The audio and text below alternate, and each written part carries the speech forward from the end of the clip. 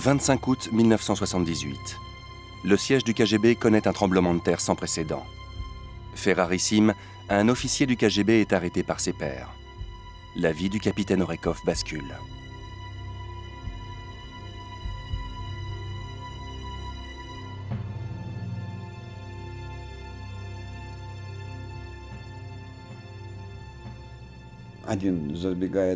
Quelqu'un vient me voir dans le bureau et il me dit « Écoute, il y a les supérieurs qui veulent te voir.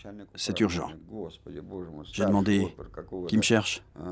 Il répond « Le chef adjoint du département. » Je me suis dit « Mon Dieu, le chef adjoint, le grand général, pourquoi s'intéresserait-il donc à moi ?» Ils ont commencé à me parler et à tourner autour du pot. Je leur ai dit « Mais pourquoi est-ce que vous ne me parlez pas franchement? Que voulez-vous de moi concrètement ?»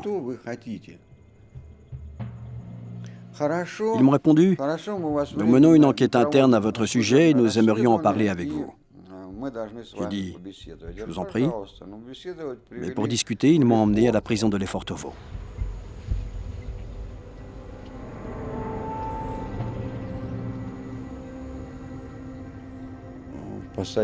Ils m'ont mis dans une cellule isolée et ils m'ont laissé seul pendant 3 jours. Pour que je réfléchisse, m'ont-ils dit. Ensuite, ils ont commencé à m'accuser de manière concrète. Tu as fait ceci, tu as fait cela, tu as prévenu celui-ci, tu as prévenu celui-là, etc. J'ai alors commencé à additionner les articles du code pénal dans ma tête. À un moment, je me suis dit « Merci, mon Dieu, je ne serai pas fusillé. »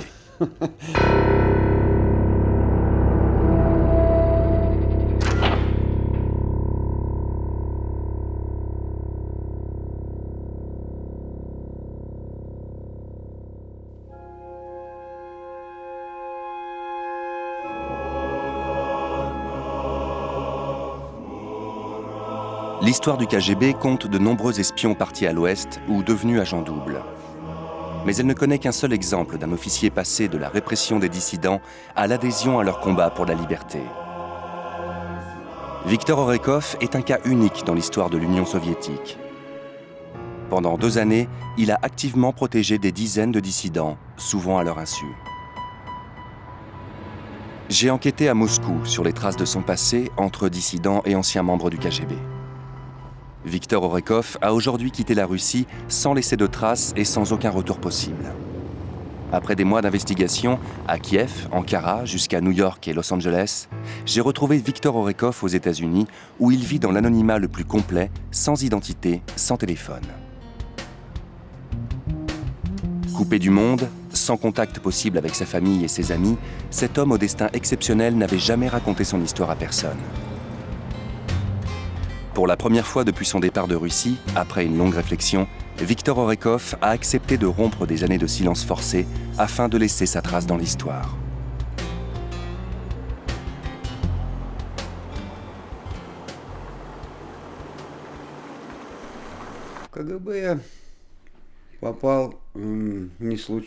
Je ne me suis pas retrouvé par hasard au KGB, mais parce que j'ai été élevé dans une famille qui était fidèle à l'État soviétique, aux idées socialistes et au Parti communiste. C'est pour cela que lorsque j'ai effectué mon service militaire, j'ai été considéré comme quelqu'un de fiable, de sérieux, et j'ai été envoyé chez les gardes-frontières.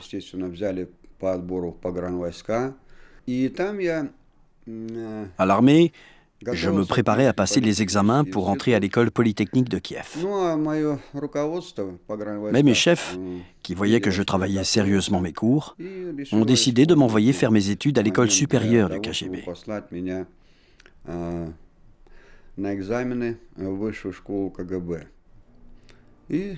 Là-bas, j'ai commencé à étudier et à apprendre la langue turque, le droit, les techniques de renseignement et de contre-renseignement, toutes ces matières qui étaient top secrètes.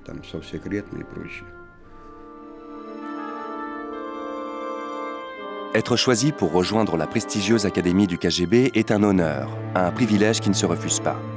C'est ici que sont formés les futurs espions qui seront envoyés dans les ambassades soviétiques aux 4 coins du monde.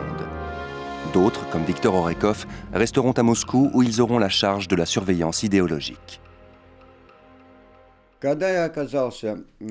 Quand je me suis retrouvé parmi les KGBistes, J'étais extrêmement fier, comme l'aurait été n'importe quel jeune homme de mon époque. J'avais conscience que j'aurais un travail d'une très grande responsabilité et que j'appartiendrais à l'élite. Pourquoi je dis ça? N'importe qui à l'époque savait que le KGB était l'institution supérieure à toutes les autres structures de l'État.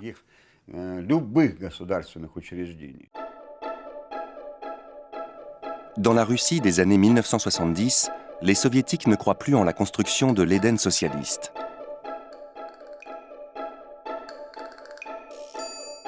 Les mouvements dissidents se développent et ils sont sévèrement réprimés par le KGB.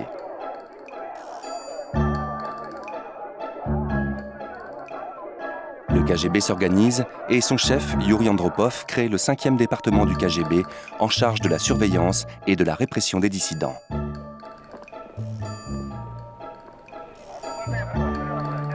Hors de question pour le pouvoir soviétique de laisser les dissidents s'exprimer. Viktor Orekov et ses collègues du KGB surveillent les faits et gestes des contestataires 24 heures sur 24, 7 jours sur 7, 365 jours par an. Auteur d'une grande enquête sur l'histoire du KGB, Evgenia Albats a été l'une des premières à rencontrer le capitaine Orekov et à consulter son dossier.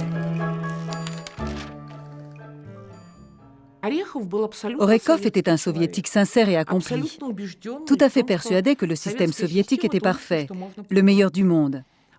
Il travaillait dans le 5e département et il savait quels avantages procurait ce travail. Les KGBistes qui travaillaient dans le 5e département avaient le droit de lire la littérature interdite pour leur information. Par exemple, Solzhenitsyn ou Orwell, l'auteur de 1984 et de La ferme des animaux. En lisant Solzhenitsyn, Orekov a eu un véritable choc.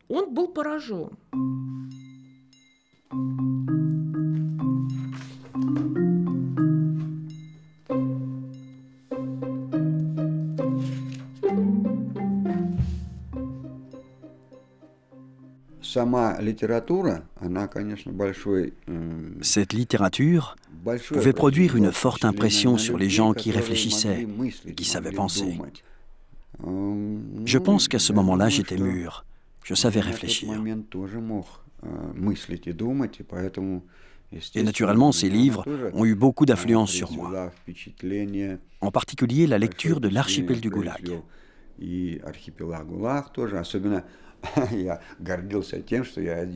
J'étais très fier d'avoir été le premier en Union soviétique à lire le dernier tome de ce livre. En lisant, on ressentait bien la portée de la violence qu'exerçait le Parti communiste sur son propre peuple. Ces livres démontraient que chez nous, tout le pays était sous le joug totalitaire. Le peuple était comme emprisonné. C'est cette impression que cela me donnait. Les soviétiques commencent à ressentir le besoin de s'ouvrir au monde extérieur. Ils prennent conscience de la déliquescence du système et regardent leurs dirigeants avec de plus en plus de mépris.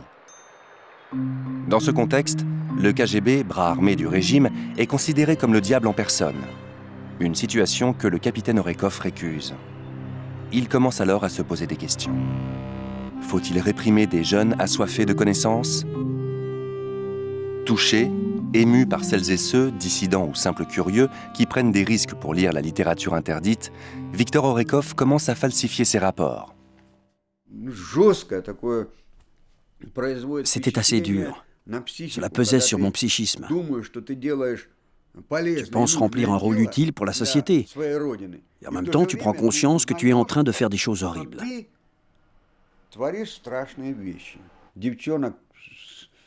Par exemple, un jour, des jeunes filles des Komsomols ont été poursuivies pour avoir lu le livre d'Al-Malrik, intitulé « L'URSS existera-t-elle jusqu'en 1984 ?» Ce n'était pas très grave. Mais pour cette petite chose, elles pouvaient être exclues des jeunesses communistes, être virées des Komsomols et de leur emploi à la météo. C'est ce qui aurait dû se passer si je m'étais comporté comme un vrai KGBiste. Mais je refusais de briser leur vie sans raison importante. Je voulais avoir un regard plus mesuré sur ce genre d'infraction.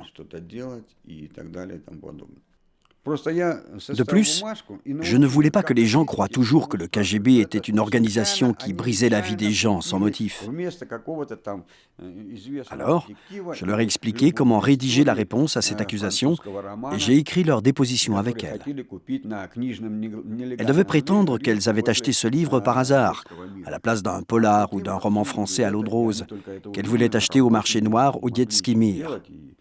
Quelqu'un leur avait mis ce livre anti-soviétique à la place du livre qu'elles voulaient acquérir. Elles ne l'avaient découvert qu'une fois arrivées au travail. Malheureusement, il était trop tard pour le ramener. Elles ne l'avaient jamais lu et elles n'en avaient parlé à personne. Comment le KGB avait su pour ce livre, je ne sais plus. Quelqu'un les avait probablement dénoncés. J'ai discuté avec ces filles et j'ai fait un faux rapport de telle sorte que ce dossier soit classé sans suite et envoyé aux archives. En 1975, afin de redorer son image auprès de la communauté internationale, l'Union soviétique signe les accords d'Helsinki et s'engage entre autres à respecter les droits de l'homme. Désormais, les revendications des défenseurs des droits de l'homme en URSS s'appuient sur une base légale. D'Alexandre Solzhenitsyn à Andrei Sakharov, en passant par Anatoly Marchenko, Iosif Brodsky, Yuri Orlov, Vladimir Bukovski ou Galina Vishnevskaya-Rostropovitch, les chefs de file de la dissidence s'opposent avec force aux répressions politiques et réclament la liberté d'expression. Une des tâches du capitaine Orekov est de contrôler les manifestations des dissidents. Les basses besognes sont certes assurées par les miliciens, mais c'est Orekov et ses collègues du 5e département du KGB qui donnent les ordres. Dans les pays totalitaires, dans les sociétés fermées, le pouvoir ne sait jamais de quoi il faut avoir peur. En ce qui concerne les mouvements dissidents, c'étaient des mouvements très petits, mais le pouvoir l'ignorait. Dans un pays fermé, il était très difficile de le comprendre et d'évaluer à quel point ils avaient du succès auprès de la population. Est-ce que leurs pétitions, leurs discours, leurs actions avaient le soutien du peuple? Est-ce qu'il y adhérait? C'est pour toutes ces interrogations que la tâche du KGB était d'exterminer ces mouvements jusqu'à leurs racines.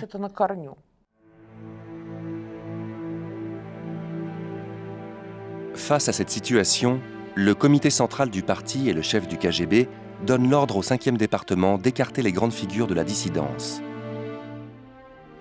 L'écrivain Alexandre Solzhenitsyn est expulsé d'Union soviétique.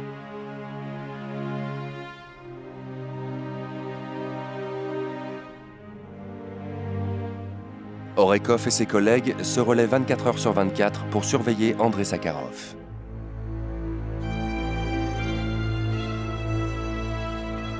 La police politique veut reprendre le contrôle de la population d'une main de fer. Pour le général Bobkov, directeur du 5e département, il s'agit avant tout de protéger le régime des menaces de l'Occident. Lorsqu'on affirme que nous combattions les dissidents, c'est entièrement faux. Personne n'a jamais opprimé les non-conformistes. Il y avait en Union soviétique des gens qui entraient en contact avec les services de renseignement étrangers, avec les organisations antisoviétiques opérant en Occident. Ils combattaient le régime constitutionnel de l'Union soviétique, ils combattaient le pouvoir soviétique. Lorsque le 5e département adoptait certaines mesures à l'égard de ces personnes, afin de mieux les protéger, de les sauver, une campagne a été déclenchée en Occident pour affirmer que les dissidents ne peuvent pas mener une vie normale en URSS.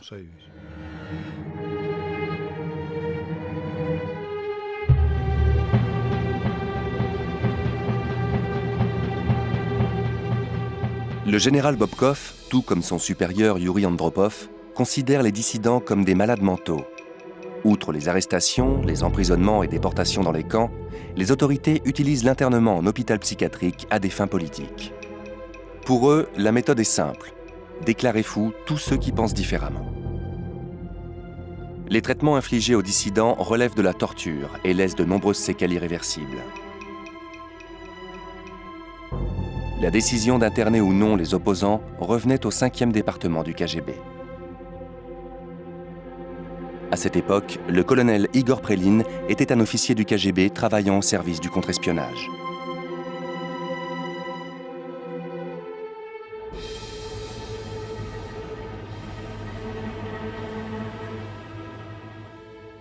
Si le 5e département n'avait pas été créé en 1967, et si on avait laissé ce processus se développer librement, alors la désintégration de l'Union soviétique aurait commencé beaucoup plus tôt.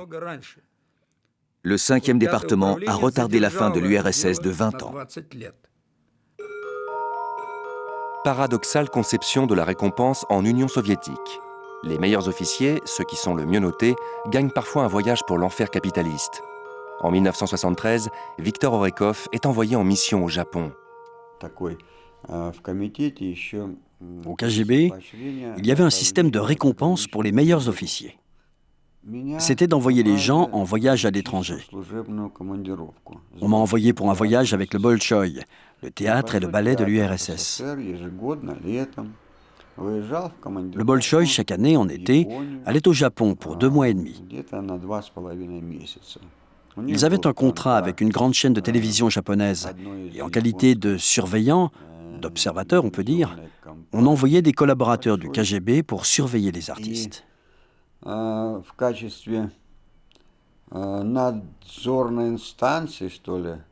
Moi, je n'ai rien vu au Japon de ce que notre propagande disait. Que c'était la misère partout, et avec seulement quelques riches privilégiés. Et je ne parle même pas des files d'attente que je n'ai jamais vues.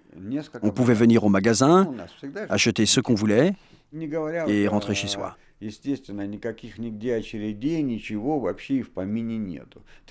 Alors que dans notre pays, tout le monde souffrait de la pénurie, du manque de produits et des files d'attente interminables. On voyait bien que les gens au Japon ne vivaient pas la vie qu'on nous présentait en Union soviétique et dans nos médias.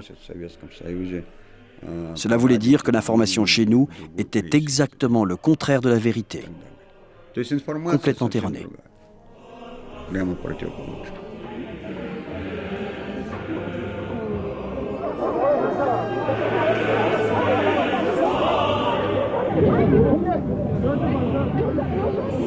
De retour du Japon, le capitaine Viktor Orekov se voit confier de nouveaux dossiers.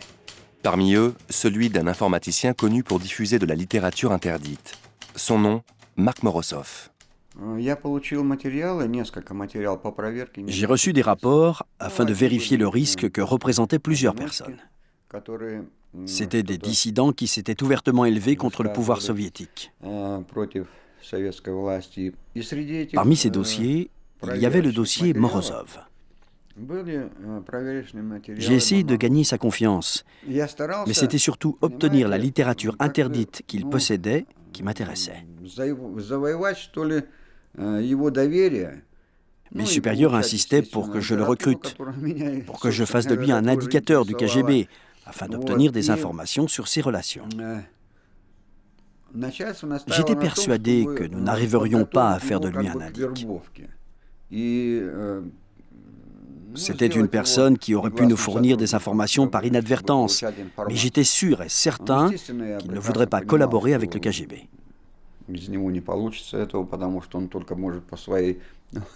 Cette littérature interdite, que j'aurais dû normalement lui confisquer, je l'empruntais chez lui simplement. Alors que nous aurions dû faire la chose suivante, venir chez lui pour une perquisition, lui confisquer tout, et il aurait été bon pour un séjour au bagne.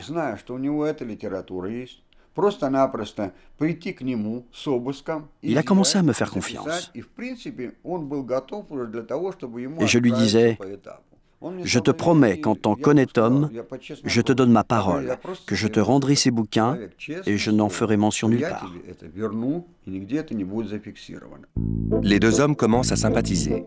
Morozov, qui fait confiance à Orekov, devient son fournisseur de littérature interdite.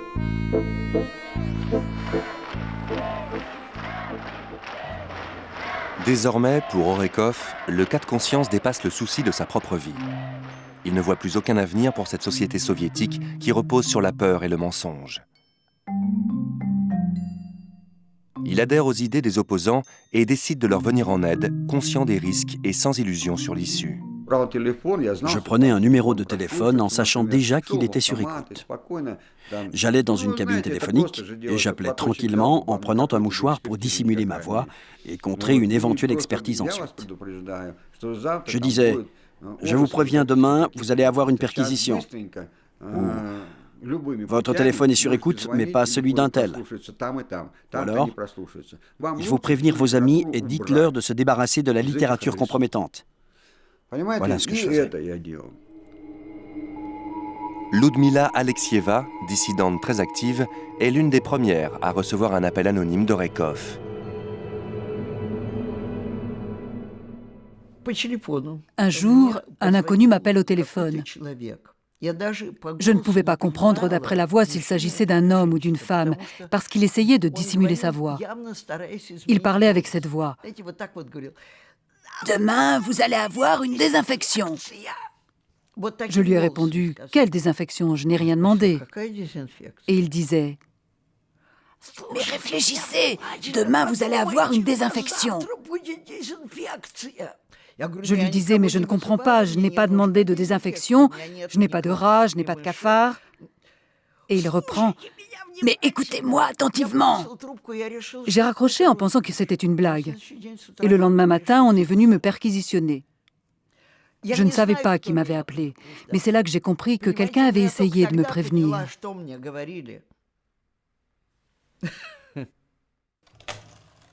Alexandre Podrabinek et son frère Kirill avaient une vingtaine d'années lorsqu'ils sont entrés en dissidence.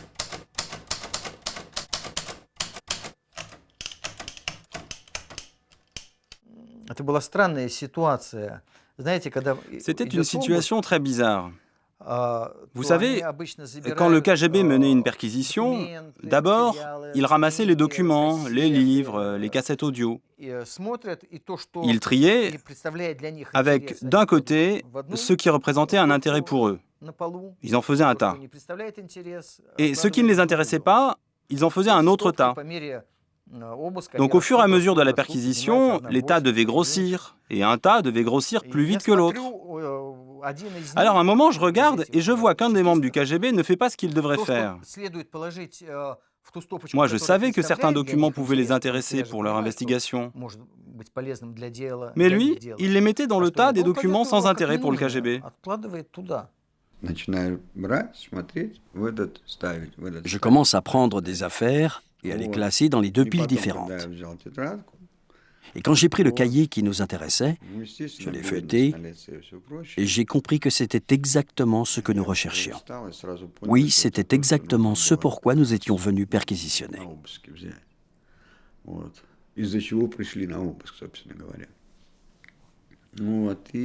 Ce cahier, je l'ai d'abord mis dans la pile des affaires qui ne nous intéressaient pas. Mais je l'ai repris et je lui ai donné en main propre.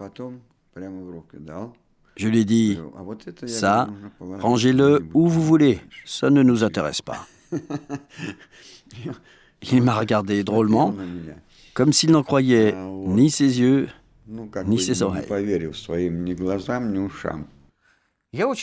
Alors là, j'étais vraiment très surpris. Je me suis dit, c'est un fou. Peut-être que ce n'est pas un vrai membre du KGB, ou alors c'est un jeune, un incompétent. Mais des années plus tard, Orekov m'a raconté qu'il faisait ça sciemment, parce que certains documents pouvaient me nuire de son point de vue. Alors, il les mettait dans le tas sans intérêt pour le KGB. Sous prétexte du recrutement de Mark Morozov comme indicateur du KGB, Viktor Orekov décide désormais de passer par lui pour transmettre les informations aux dissidents. Une complicité s'installe entre les deux hommes. Mark Morozov venait assez souvent chez moi. C'était un homme tout à fait sympathique, toujours prêt à aider les autres.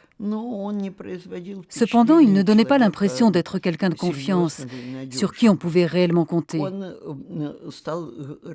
Il a commencé à me raconter qu'un KGBiste, pendant l'entretien, l'interrogatoire, lui avait dit qu'il sympathisait à la cause des dissidents et qu'il aimerait les aider.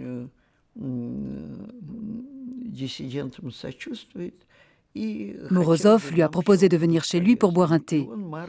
Il m'a demandé si je voulais venir moi aussi afin de rencontrer cet officier du KGB. Je lui ai répondu « Certainement pas ». Et j'ai ajouté « Marc, je vous demande avec beaucoup d'insistance de renoncer vous aussi. Il ne faut pas l'accepter chez vous. » Parmi les dossiers dont le capitaine Orekov a la charge, celui d'Alexandre Gotovtsev-Rossisky, un dissident qui diffusait des tracts anti-soviétiques.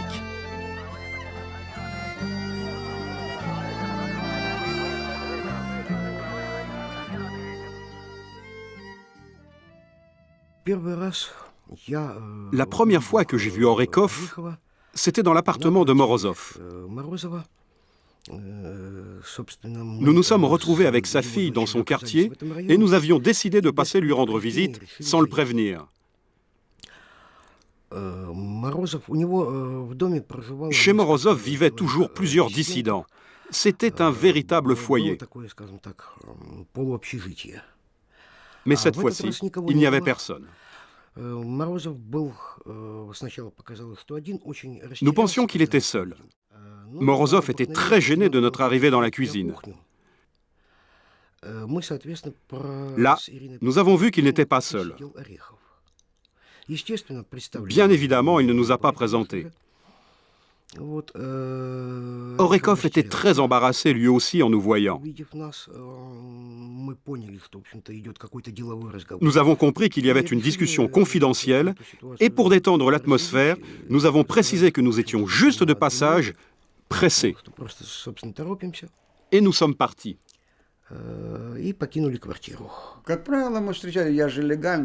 On se rencontrait de manière officielle, légale. On avait un dossier sur lui avec une potentialité de recrutement. Il fallait essayer de le convaincre de collaborer avec le KGB. Ainsi, j'avais le droit de le rencontrer officiellement. À chaque fois, je faisais un rapport. Je prenais avec moi le matériel d'enregistrement, mais à chaque fois, avant de le mettre en marche, je le prévenais. À partir de maintenant, tout ce que tu diras sera enregistré. Par ailleurs, je recevais des informations venant des écoutes des appartements. Ou alors mes collègues de bureau me donnaient des informations. Je leur demandais, comme cela se faisait chez nous, « Alors, ces dissidents-là, ils se sont réunis dans cet appartement ? Ils ont parlé avec des gens des ambassades, des correspondants étrangers ? » Donc, sur la base de renseignements déjà connus du KGB, je pouvais écrire un rapport sur Morozov comme si c'était lui qui me fournissait ces informations, et sans que cela nuise à personne.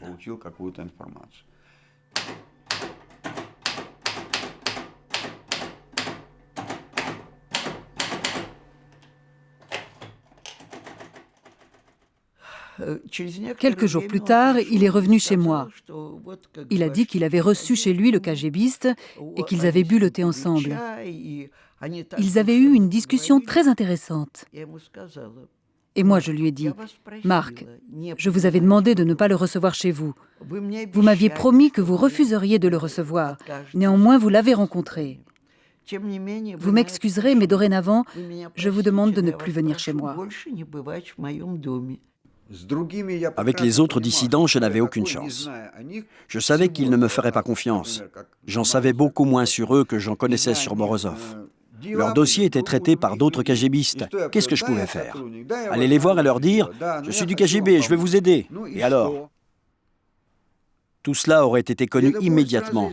Et le KGB aurait tout de suite su qu'un KGBiste était venu voir ces dissidents pour leur proposer son aide. Ainsi, je n'aurais pas pu les aider et je me serais grillé moi-même.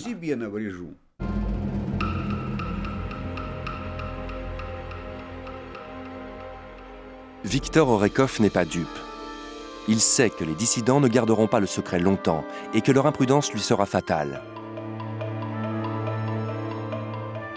Impossible cependant de faire marche arrière. État soudba, dit-on en russe, c'est le destin. Les dés sont jetés.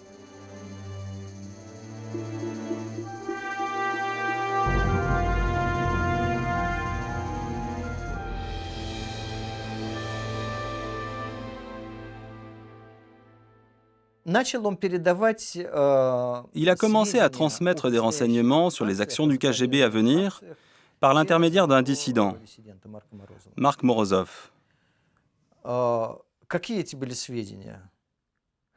Ces renseignements étaient des informations sur les perquisitions à venir, sur les arrestations, sur les mises sous écoute. Ils avaient des noms de code. T pour Tatiana, S pour Sergueï. Tatiana signifiait l'écoute d'un appartement et Sergueï l'écoute d'un téléphone.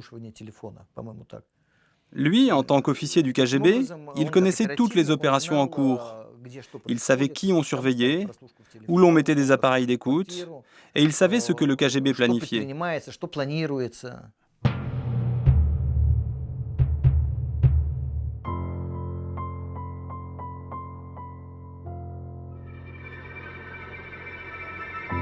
Chaque jour, le capitaine Orekov prend de plus en plus de risques pour fournir des informations aux dissidents et les protéger.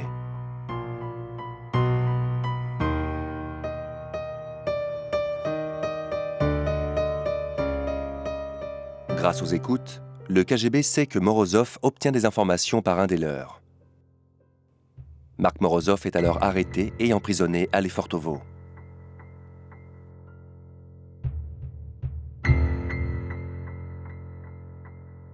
Suite à d'intensifs interrogatoires, le KGB obtient ses aveux.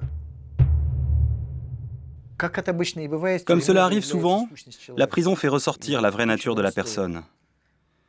La prison, c'est comme une radiographie qui révèle ce que cette personne vaut réellement. Mark Morozov n'a pas supporté cette épreuve qu'est l'incarcération. Il a parlé et avoué lors des interrogatoires. Il a dénoncé et trahi Orekov, et il était le seul témoin à charge contre lui.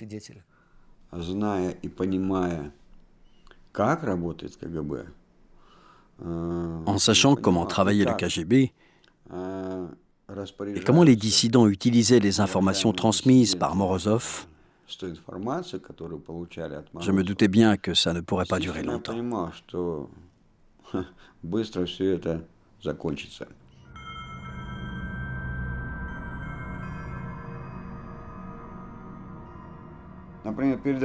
Par exemple, juste avant mon arrestation, je me suis aperçu que j'étais suivi par le service de surveillance, qu'on me photographiait.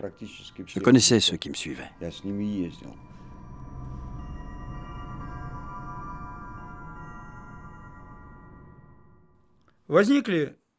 On a commencé à avoir des soupçons.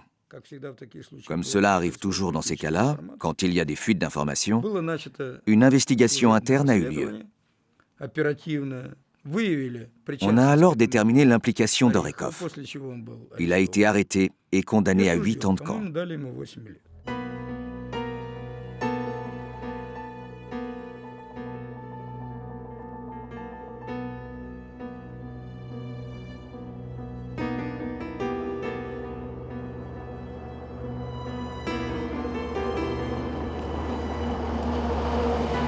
Viktor Orekov est envoyé là où le chemin de la dissidence menait naturellement, au goulag, corollaire indispensable à la rédemption, au repentir. Il purge sa peine au camp de Morky, un camp de rééducation par le travail où les conditions de vie sont volontairement très pénibles. Le chauffage était électrique, mais il ne fonctionnait jamais. En hiver, en 2 jours, le mur était couvert d'une couche de glace de 10 à 15 cm, à l'intérieur même des baraques, là où on dormait.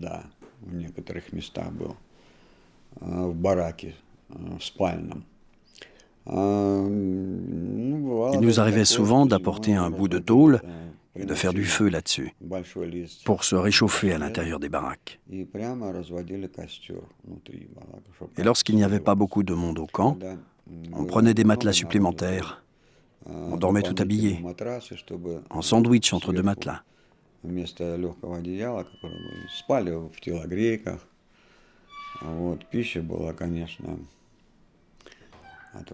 La nourriture était horrible. De la katcha d'avoine ou de la katcha de sarrasin. On avait aussi de la soupe avec du chou, mais il n'y avait plus de viande dedans car elle était systématiquement subtilisée par les gardiens.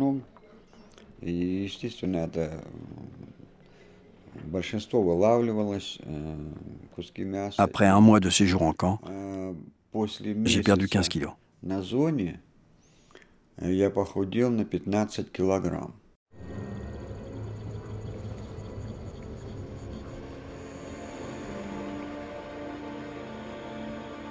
Envoyé au camp de Perm, puis à la prison de Tchistopol, Mark Morozov se suicide dans sa cellule, rongé par les remords d'avoir trahi.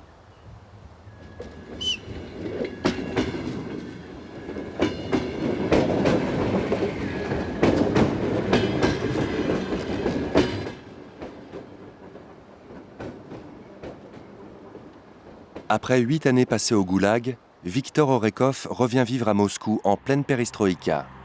Il y trouve un travail de manutentionnaire dans une fabrique et tente de refaire sa vie, de repartir à zéro.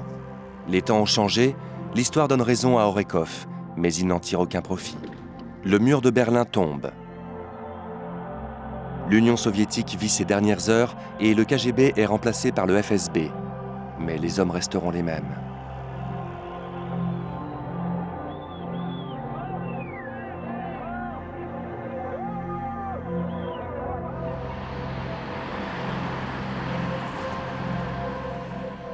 Le journaliste Igor Gamayounov du grand quotidien de Moscou, Literaturnaya Gazeta, est le premier à avoir rencontré et raconté l'histoire d'Orekov en février 1991.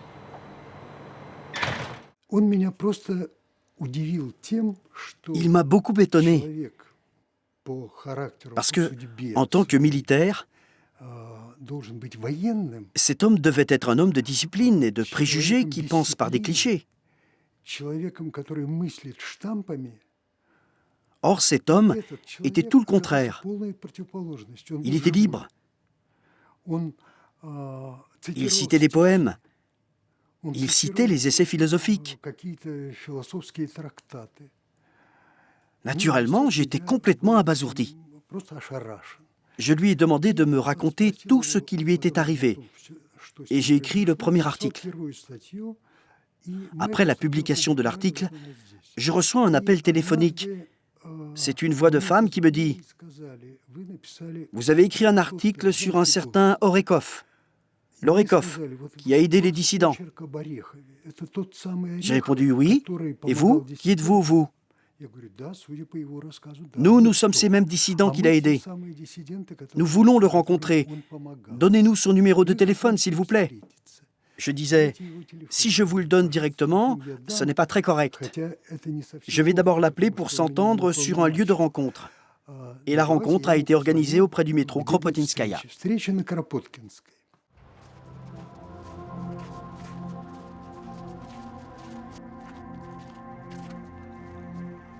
Le dissident Kirill Podrabinek, frère d'Alexandre, était sans le savoir sous la protection de Viktor Orekov avant d'être arrêté et déporté en Sibérie en 1978. C'est une immense surprise pour lui de découvrir que son ange gardien est toujours en vie et est de retour à Moscou. Il se rend bien évidemment à la rencontre organisée par Igor Gamayounov.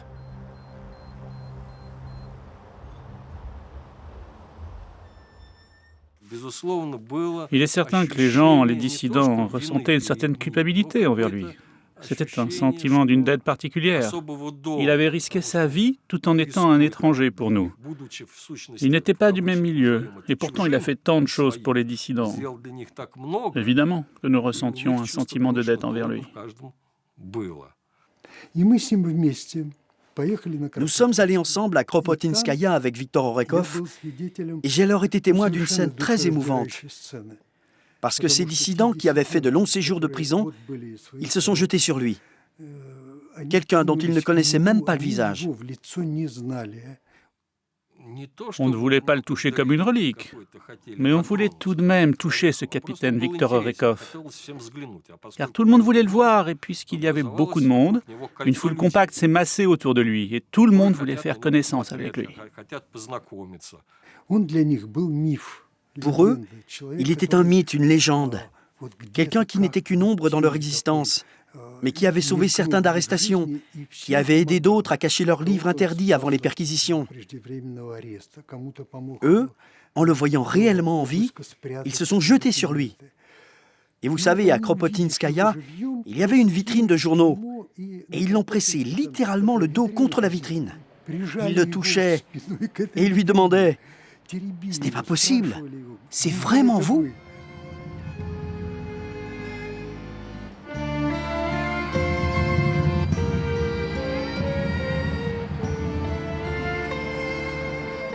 Une nouvelle vie commence alors pour Victor. Une nouvelle mission l'attend, aux côtés des dissidents cette fois-ci.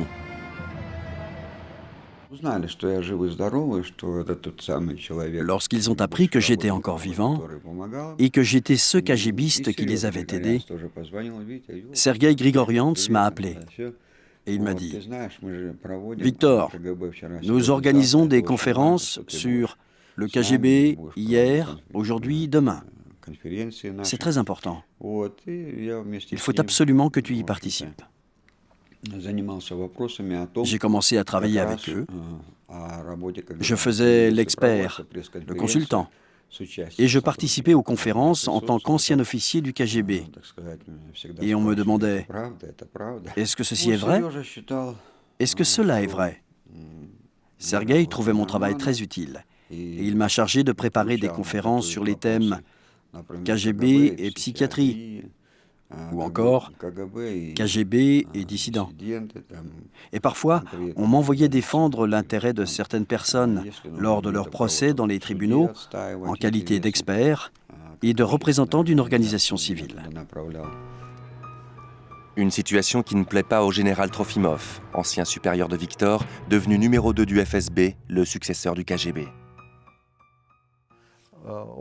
Il participait à beaucoup d'affaires politiques, et en particulier, c'est lui qui a instruit le dossier d'Orekov. C'était une personne sans aucun principe et très cynique, mais aussi quelqu'un d'intelligent et de très professionnel. Et c'est pour cela qu'il a fait une si belle carrière. Le 10 mai 1995, Victor Orekov commet une imprudence. Une de mes connaissances avait un pistolet factice. En vérité, il n'avait pas l'air très vrai. Il ne pouvait pas tirer et je n'avais pas de munitions. Un soir, nous sommes partis quelque part et moi j'ai mis le pistolet dans la voiture au cas où.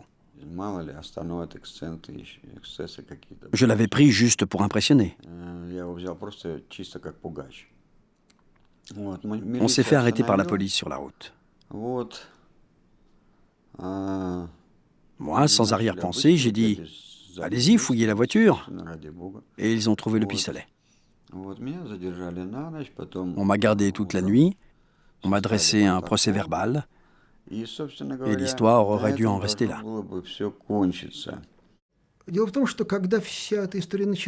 Quand toute cette histoire a commencé, Orekov n'a pas pris cela très au sérieux. Et c'était normal. Il a été arrêté avec un pistolet factice qui ne fonctionnait pas. Il ne faut pas oublier que c'était le milieu des années 90, quand tout le monde portait une arme pour se protéger contre les bandits. Et lorsqu'on l'a arrêté, il n'a pas caché le pistolet, et il pensait que ça finirait comme ça. Mais l'histoire a fini différemment. Apparemment, il s'est avéré que, lors de l'instruction, le Victor Orekov était ce même Orekov qui avait fait 8 ans de camp pour avoir aidé les dissidents à l'époque soviétique. En 1995, le directeur du FSB, ou peut-être du FSK, je ne sais plus, à Moscou, l'héritier du KGB, était le général Trofimov, un ancien collègue d'Orekov, qui connaissait parfaitement bien la première affaire. Et je crois qu'il était même celui qui instruisait son dossier lors de sa première condamnation. Il y avait des rumeurs qui circulaient, qui disaient que Trofimov, en apprenant qu'Orekov faisait l'objet d'une enquête, en fait, a fait en sorte que cette affaire ne soit pas classée et qu'elle finisse tristement pour Orekov. Oh, c'était une vengeance du KGB. Je n'exclus pas que cela puisse être une vengeance de la part du KGB. Mais il faut savoir s'il détenait réellement cette arme ou si on l'a mise sans qu'il le sache. Ce qui arrive très souvent chez nous, quand les services mettent en cachette dans les affaires de quelqu'un, soit des armes, soit de la drogue, ensuite on l'arrête, on l'accuse et il est condamné.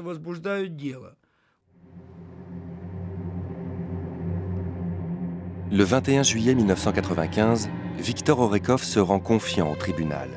Il est atterré lorsqu'il entend le verdict. Le tribunal de Moscou le condamne à 3 ans d'emprisonnement dans un camp de rééducation par le travail pour récidivistes.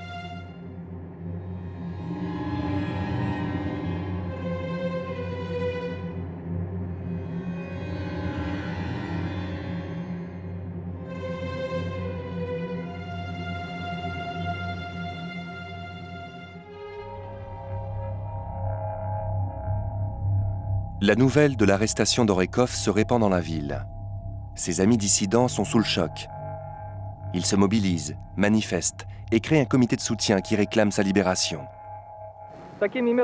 Ces méthodes, le KGB les utilisait autrefois, mais ils continuent encore aujourd'hui.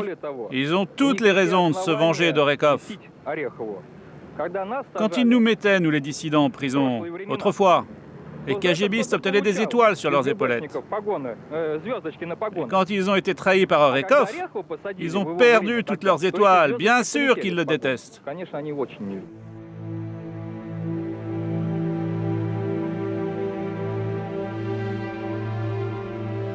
Pendant ce temps, Viktor Orekov purge sa peine au camp de Tcheliabinsk, dans l'Oural, un camp à régime sévère pour récidivistes.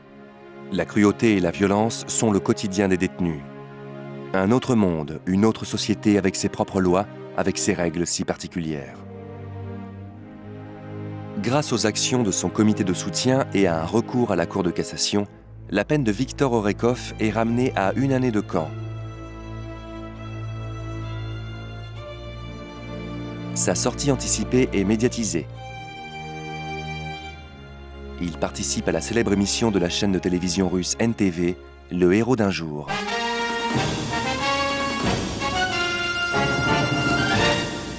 Est-ce que vous avez de l'espoir dans l'avenir? L'espoir de reprendre des forces, de rebondir, de pouvoir vivre votre vie normalement?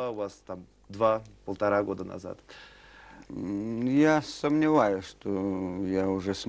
savez, je doute que je puisse continuer à vivre normalement. Et en général, je doute qu'on me laisse vivre tranquillement ici.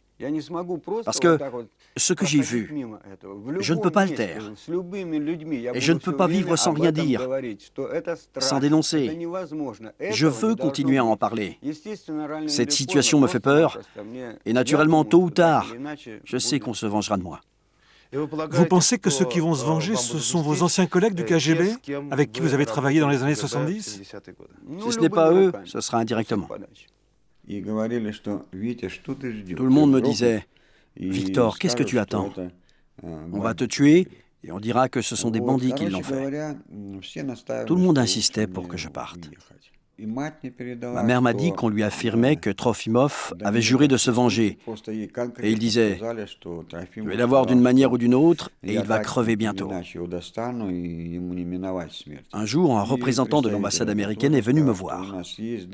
Il m'a dit qu'ils avaient des informations, comme quoi il existait un projet de m'assassiner, qu'il y avait un contrat sur ma tête. Nous sommes allés à l'ambassade américaine. Je n'avais que mon certificat de libération.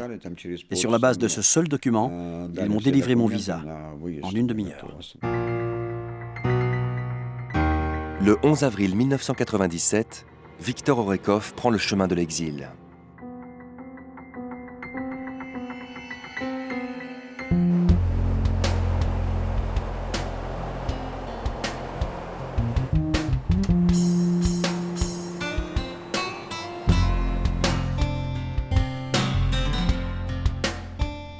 Seul, abandonné de tous, c'est un homme brisé que j'ai retrouvé aux États-Unis.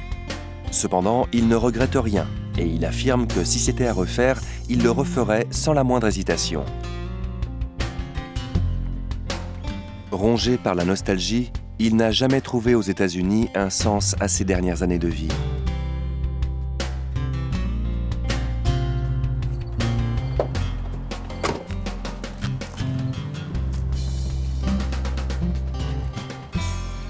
Do you order pizza? Yeah, how much?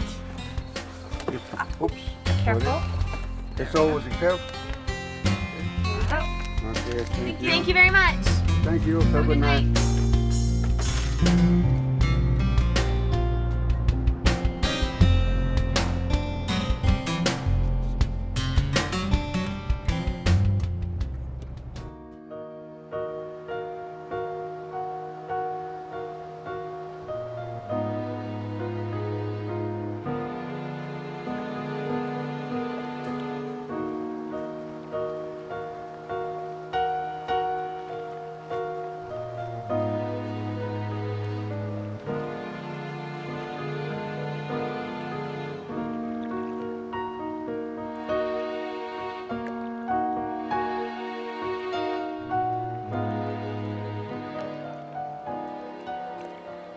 Je ne peux pas dire que je sois mécontent de mes conditions de vie ici. Je suis mécontent parce que je ne fais pas ce que j'aimerais faire. Je ne participe à rien. Je suis quelqu'un qui, comme quand on attrape un poisson, et qu'au lieu de le mettre à frire, on le jette dans un tout petit bocal en disant qu'il moisisse, qu'il pourrisse ici jusqu'à ce qu'il meure. C'est exactement comme ça que je me sens ici. Exactement.